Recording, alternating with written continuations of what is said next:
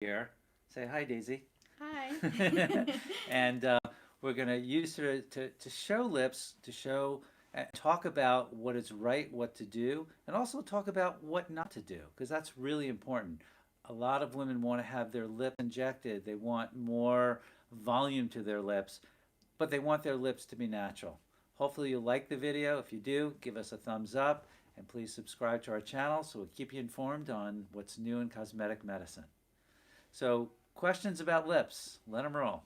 So, our first question is from Sophie from Morristown. She asked, why do some people who get lip filler look great while others look fake? Great question, Sophie. So, lip filler is a general term. And with lip filler, it means we're doing some kind of injection, but we may be doing an injection to enlarge the lip. We may be doing an injection to improve the border around the lip. We may be doing an injection to evert or to turn out the lip. We may be doing injection for the lines around the lip. There's many different things involved, and it starts with evaluation, asking a patient, well, what do they see? What bothers them? What do they want to tweak? And on examination, there are things that have to be pretty much constant for a lip to look natural. And those things are proportions. So the proportion of the top lip to the bottom lip, the proportion of the lips to other areas of the face, to the chin, to the cheeks, to the nose, to the size of the eyes. And in general, we can make a lip larger if someone has beautiful eyes, high cheekbones, full cheeks. So we see here that her lips are on the large side. I mean, they are beautiful. They're full, but she can get away with it because look at these eyes. All right, full cheeks, high brows. So her lips just blend into that face. So one, as in all aspects of aesthetics, we have to look at what's around the area to know how to treat that area. But proportion is the most important thing. In most Caucasian lips, the proportion between the top lip to the bottom lip should be 2 to 3, or 40% to 60%.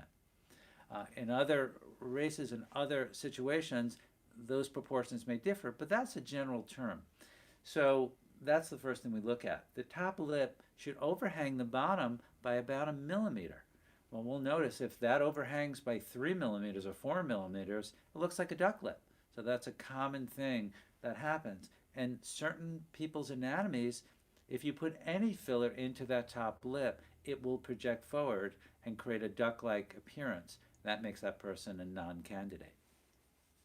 So, the next question was from Linda in Plainfield, and she was asking more specifically about the duck lip. Why does that form? Right. So a duck lip happens most commonly when that individual is not a candidate for filler itself. So when a patient walks in and the only thing you see is a rim of the top lip and you don't see any body of the lip, most of the time if you try to put filler in, it's going to project the lip forward. It's not going to look right. So what do we do with that individual? Unfortunately, we don't treat them and we're honest with them because we don't want a bad outcome. The second reason it happens is if a practitioner is not experienced. So if they're putting that filler into the white area of the lip in a large amount and it projects forward. So experience in treating a lip is something that's really important in getting a great outcome. The next question is from Sammy. She's asking a question from White House. I have lumps from a filler injection done using a Groupon. Is that permanent? Is the Groupon permanent? Hopefully not.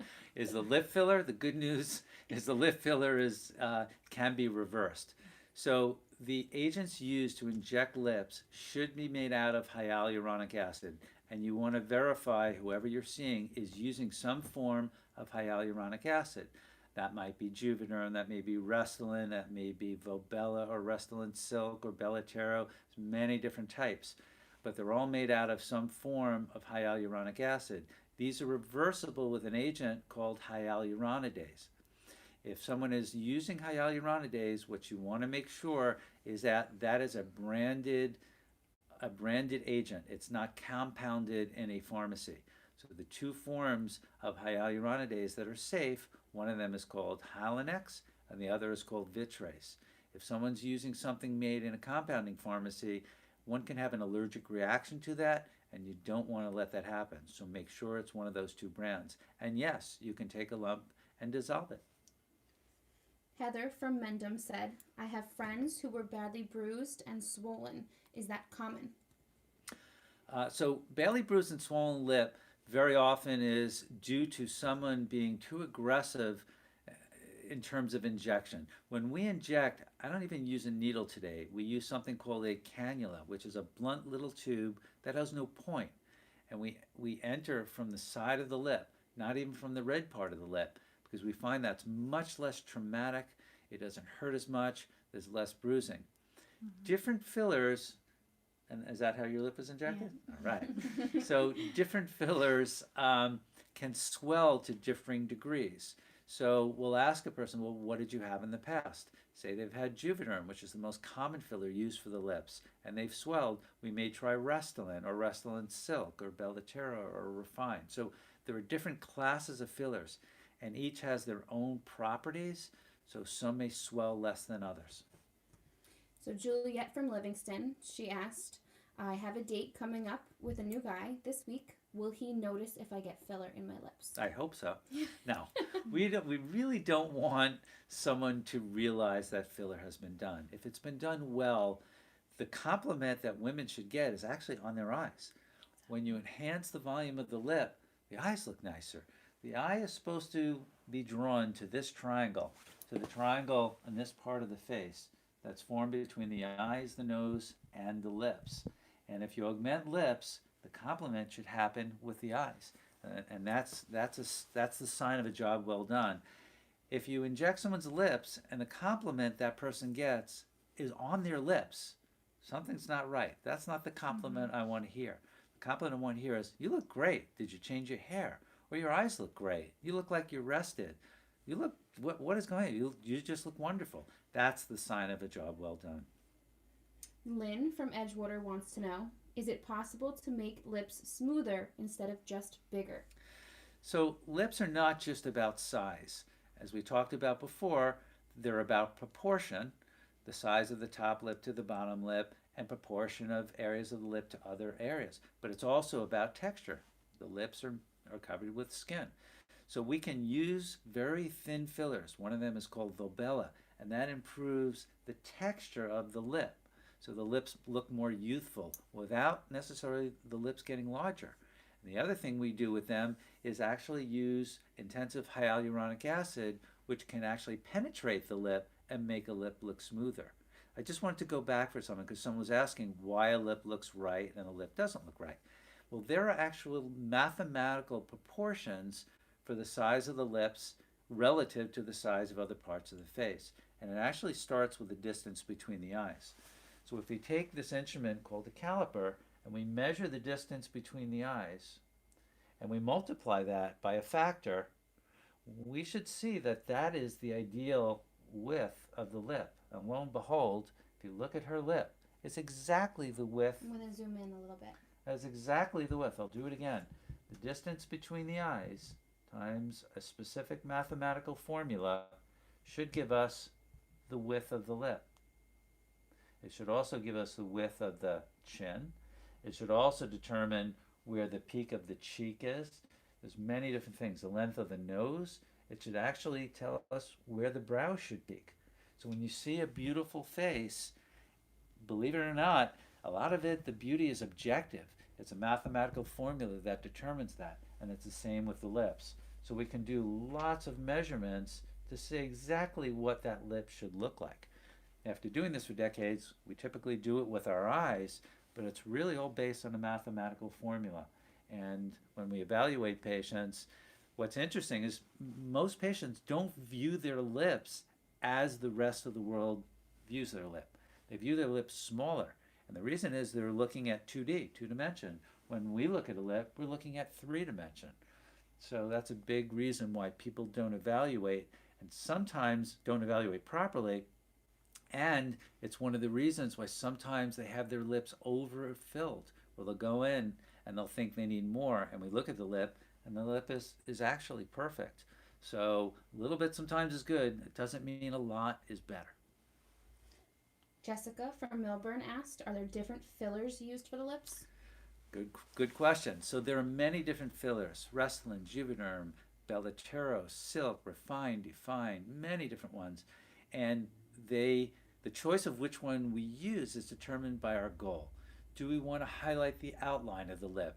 Do we want much more fullness? Do we want just a little more fullness? Do we want the lip to look smoother and to look less crepey? Many different things. We may want more of a projection of the lip. We may not.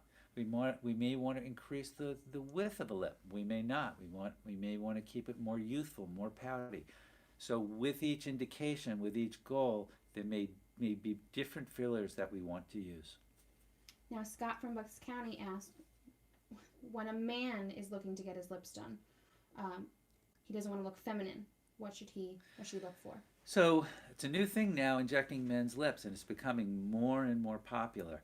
The one thing is, as a woman ages, very often they lose the volume of their lip. They lose some of the bone, some of the dental structure behind. Where males, they tend not to lose a lot of that structure behind this area. So they tend not to need as much volume as a woman does in their lips. So the key is really to be conservative.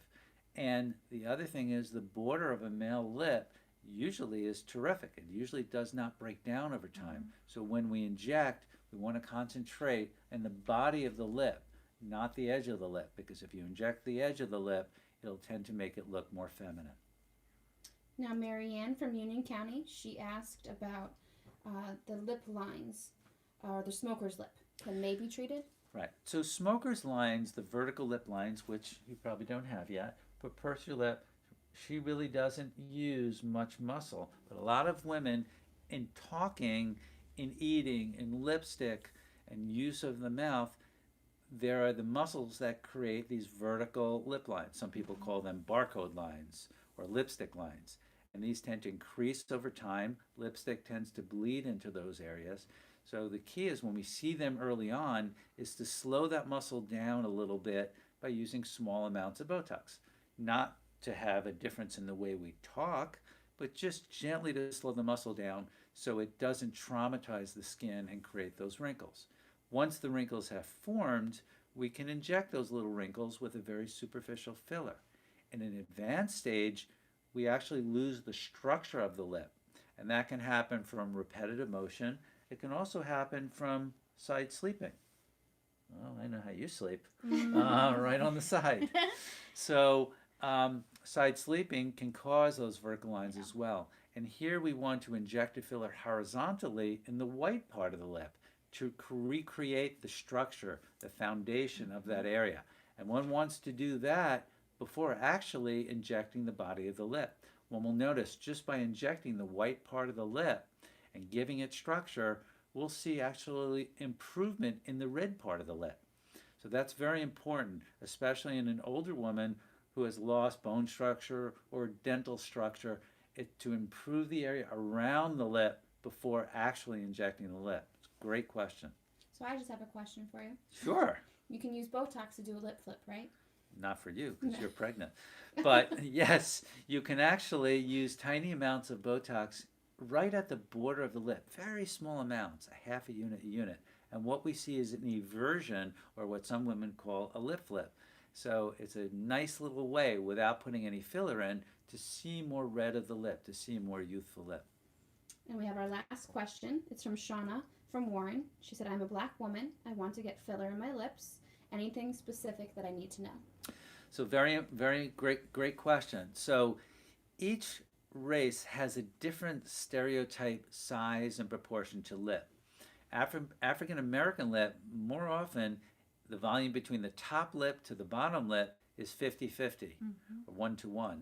And the Caucasian lip, as we talked about, the typical ratio is 2-to-3.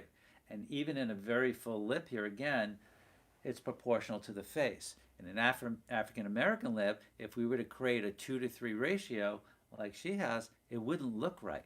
So they have, for the most part, they're pretty constant and follow stereotypic rules. And so 50-50 percentage, volume top to bottom, incredibly important. The other thing is African American patients typically have full lips to begin with. And very often they'll form wrinkles on their lips. So just making the lips smoother is something we can do in that group to make the lip look more attractive and again, not larger. Well, thanks for watching. So last thing, just while we're sitting here, so give me a really good smile. So what do we see here? What do we see that we want to tweak? So this is called a gummy smile. And a gummy smile happens when the muscle that is elevating the lip is actually too strong. So what we're seeing is the gum. Big smile for me. We're seeing the gum here. Tiny amounts of Botox, 1 to 2 units in either corner here. When she smiles, smile for me, we'll see a lip that looks like that. It'll happen in a few days. And it really is a very easy thing to do. Uses tiny amounts of Botox and lots of patient satisfaction. And very often patients don't know to ask about it. In our next section next week, we're going to talk about all these unusual places and unique applications for Botox. It may be lifting the tip of the nose. It may be taking the chin and rounding out the chin. It may be elevating the tail of the brow. I mean, there's many different things we do beyond just treating a frown line or a smile line, things like that. But for lips, summary, make sure it looks natural. Make sure the lip changes that occur are in the right proportions to the rest of the face. So it's not just about size, it's about proportion of top to bottom and proportion to the rest of the face, namely the cheeks, the nose, the chin, and the eyes. The bigger the eyes, typically the bigger the lips can be and still look natural. We want them to be relative to someone's age. We want them to be consistent with someone's race. We want to go gradually. We don't want to change things dramatically over time. We can make small modifications over time so no one realizes that that change happened. Again, we want people to notice that you look great, that you look more youthful, that you look sexy, and all these great attributes. But we don't want them to comment on your lips. We don't want them to ask you about your lips. We just want it to blend in and for you to be happy. That's the key. Thanks for joining us.